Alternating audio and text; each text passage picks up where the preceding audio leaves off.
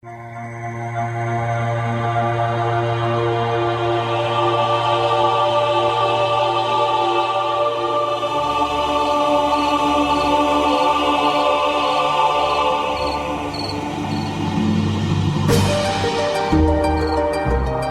is A Witch's Primer Revisited, lesson number 8. We've been building our power base.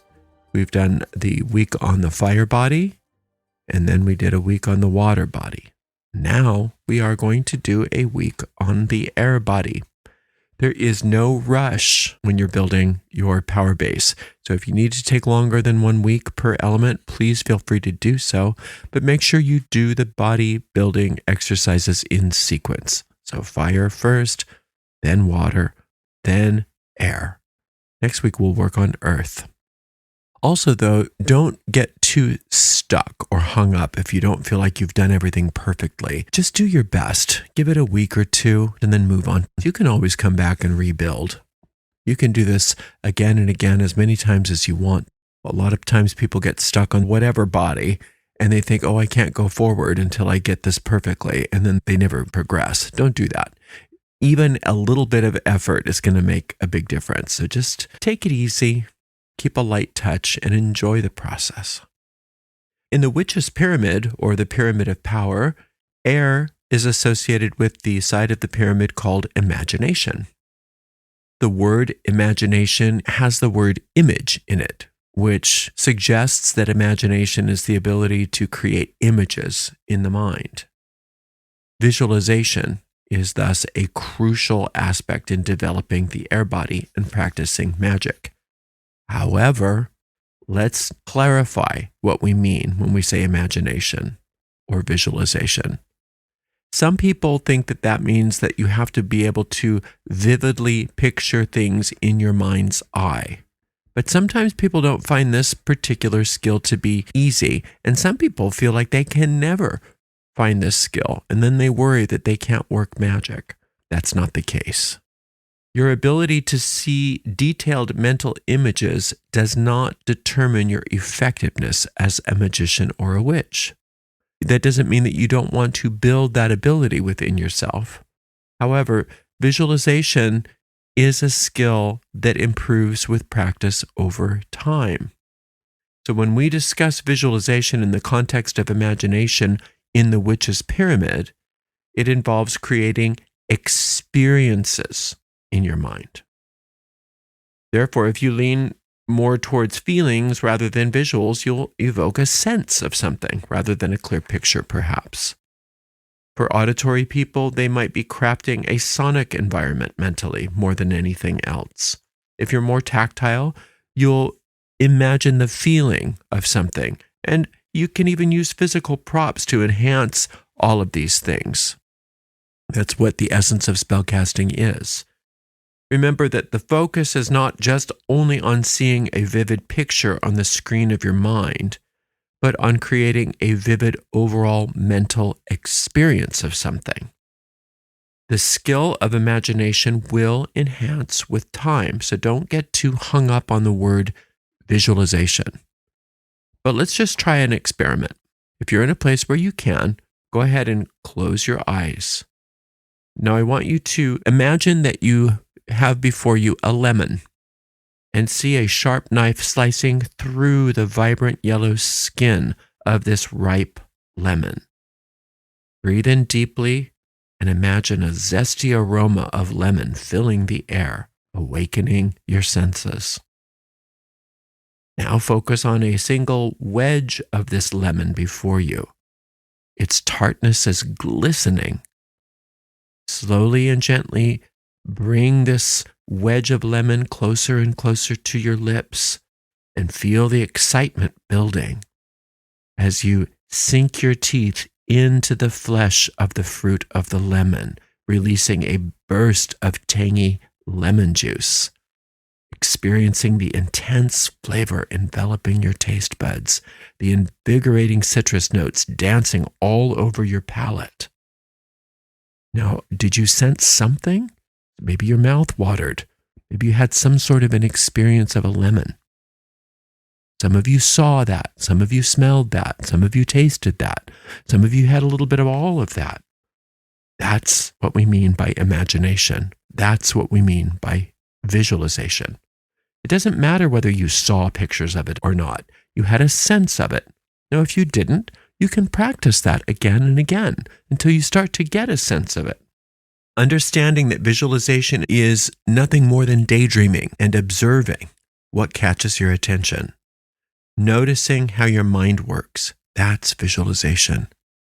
Now, if you are one who doesn't read or doesn't listen to stories, this may be a good thing for you to do this week. To read a story or listen to an audiobook, even a children's book or a fairy tale. To start to allow your mind to show you how it imagines things.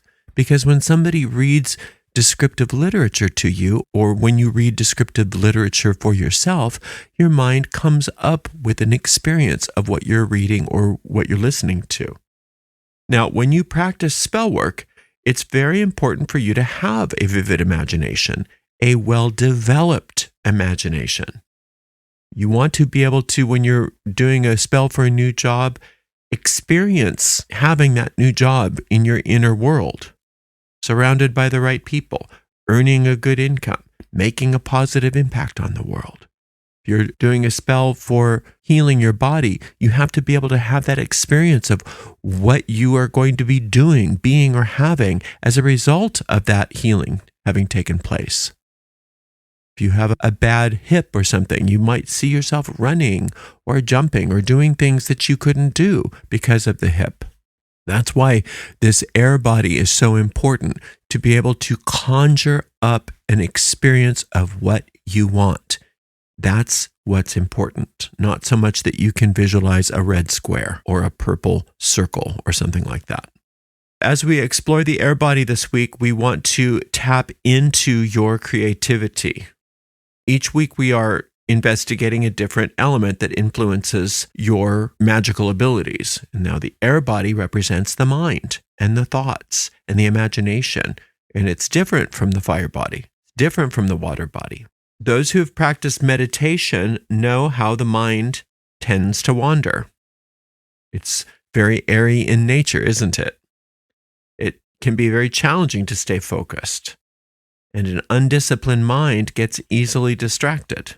This week, we are going to focus on discovering that and then improving your ability to focus and stay mindful. If you've already been jotting down your dreams every morning, I want you to feel free to keep doing that. But now there's also a new exercise that we're going to add every morning. And so if you're going to keep your dream journal, I want you to finish that first before you start this next exercise. If you decide not to do the dream journal anymore, that's okay. Then you can start right out with this, but do it in the morning. Try not to do this on a computer or an electronic device. Try to do this with a pencil or pen and paper, unless for some reason you just can't. Open up a notebook to a clean sheet of paper every morning this week and write a full page without editing of stream of consciousness. Whatever happens to be in your mind. There's no right or wrong, except for that you get the whole page done. It can be gibberish, it can be beautiful, it can be silly, it can be anything that happens to be on your mind. And this will start to boost your creativity. Julia Cameron has something similar to this in a book called The Artist's Way. I've not completed that particular course, but I believe she has you do several pages. You only have to do one page for this exercise, stream of consciousness writing. Make sure that that's something you get done every morning. It may not feel comfortable and you don't want to do it anyway. It's only a week. Some people decide, whoa, I'm going to continue doing this because they notice how it really unlocks their creativity and their imagination. But for other people, it becomes sort of a drudge. And so if it's a drudge for you after a week, you can stop. Also, this week, you're going to have another meditation exercise. So we've done different meditations each week. This week, your meditation is going to be a meditation that simply focuses on your breathing. and I want you to breathe through your nose. You can breathe in through your nose and out through your mouth, or you can breathe in and out of your nose. Now, if you happen to be congested and you can't breathe through your nose, then do it through your mouth. But focus on your breathing. For this exercise, I don't want you to try to change your breathing. I don't want you to try to do any special kind of breathing. Just notice your breath and keep your mind focused on your breath. And the more you can concentrate on the breathing, the sharper your mind is going to get. So try to do at least 5 minutes of this focused on the breath breathing. Ideally, I want you to be able to build this up to 20 minutes. But if that's not something you want to do, try to do at least 5 minutes of this. And just gently guide your mind back to your breath when it wanders. It will wander. That's the nature of the mind, is to wander. So don't get mad if your mind wanders. Just notice when, not if, but when it does, and bring it back to the breath again and again. Stay very kind to yourself when you're practicing these kinds of exercises. Very gentle and loving, and try to have fun and keep a light touch, knowing that you're building your power to work magic. During the Fire Body Week, you started doing some physical exercise, and then we said, let's keep doing that. Then you also added last week an increase in your water intake, and you blessed at least 1 glass of water for yourself each day and incorporated those blessings as you drank the water. This week, you're going to continue that. So you want to continue exercising and drinking water. And if you remember, try to bless 1 glass of water a day. But now we're going to incorporate another exercise. And these are deep breathing exercises. This is separate from the breath meditation. The best time to do this is in the morning, but any time works. Outdoors is optimal, but if you can't do it outdoors, do it indoors. First thing you have to do is learn how to take an abdominal breath. You do this by standing up and bending forward at the waist. If you have to soften your knees so that your back doesn't get upset, that's fine. Just bend forward like you're bowing. Put your hand on your navel while you're bent forward, and then take a breath. You're going to take a breath while you're bent forward. The only reason why you do that is to notice how to take an abdominal breath. When you're bending forward and you take a breath, you can't help but breathe abdominally. Then stand upright and recreate that experience of breathing into the abdomen. You want to make sure that your sternum is gently lifted, and just take 10 or 20 breaths into your abdomen as deeply as you can, breathing in through your nose and out through your mouth. You want to increase your ability to take those breaths without straining. If you get dizzy or lightheaded, stop, and then you can return to it later. So only take 10 or 20 breaths. That's all that's necessary. You're going to be increasing your pranic intake when you do that. You harnessed magical energy moving through your body in the Fire Week with physical exercise. Then you efficiently started to channel that energy by increasing your hydration in the Water Week. Now we're balancing this energy flow with your air body by absorbing that life force or prana. Remember, life force or prana is the life-giving force that's within the oxygen, and it comes from the sun. And even if you're indoors, the particles are charged still by the sun. But if you can be outdoors when you do it, the vital prana that's charged by the sun is much more vibrant and much more intense. So if you can do it outdoors in the morning, that's optimal. But whenever you can do it is fine. So that's a lot, but still I have another thing to give you. One more thing this week. I want you to embrace creativity in some form or another at least once this week, if not daily. This could be writing a song, writing a poem, painting, or any other type of creativity you like. The key is to allow yourself to activate the natural creativity that you have within you. It can be anything that you want. There's no right or wrong, but something that makes you feel creative. And it doesn't matter if you're any good at it. Nobody has to see your picture but you. Nobody has to listen to your song but you, or read your poem but you. But do something. Some kind of creative something, whether it's a poem, a song, a sculpture, a craft, anything you want. This is a great week to revisit some kind of neglected creative pursuit and immerse yourself fully in it this week. If you can do it every day or several days, wonderful, but at least once this week, do something creative. It's the process of doing it rather than the outcome that we care about. So let's recap. In the morning, the first thing you do, unless you're doing your dream journal still, which will be the first thing you do, but after that, you're going to write one full page of stream of consciousness writing in a notebook or on a piece of paper using a pen or pencil. You're going to meditate at some point during the day, focusing on your breath for at least 5 minutes. Keep bringing your attention back to that breath anytime it wanders. You're going to do some deep breathing this week, aiming for 10 to 20 deep abdominal breaths. Take it easy and stop if you feel uncomfortable or lightheaded. And then you're going to engage in some kind of creative pursuit, something that either that you've always wanted to do or something that you used to do or even something that you're still doing.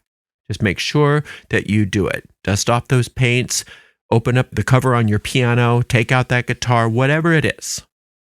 And each day this week, as a rule, as you're going about your day, keep your mind open and try to do things differently. Use your imagination. Take a different route to work. Do something in a different way. Use a different word when you're describing something than what you normally would.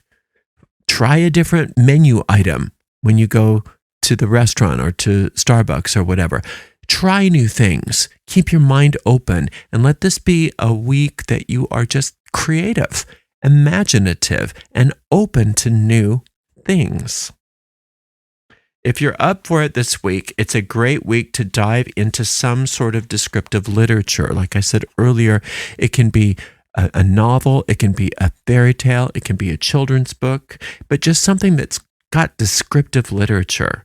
Nothing complicated, anything will work, but reading or listening to an audiobook or a storyteller, don't pressure yourself into visualizing specific things while you're listening or reading. Just notice how your imagination naturally works. This is so much easier than doing visualization exercises, and it works so much better just reading or listening to stories. So this week is going to be fun and enjoyable. You're building your power. You're becoming a powerful magician or witch. Do your best, but don't get down on yourself. Enjoy it. I'm so glad that you're working with me, and I hope you're enjoying this process. This is a fun week, and I hope you have a great time doing it. Thank you so much for being with me. Until next time, blessed be.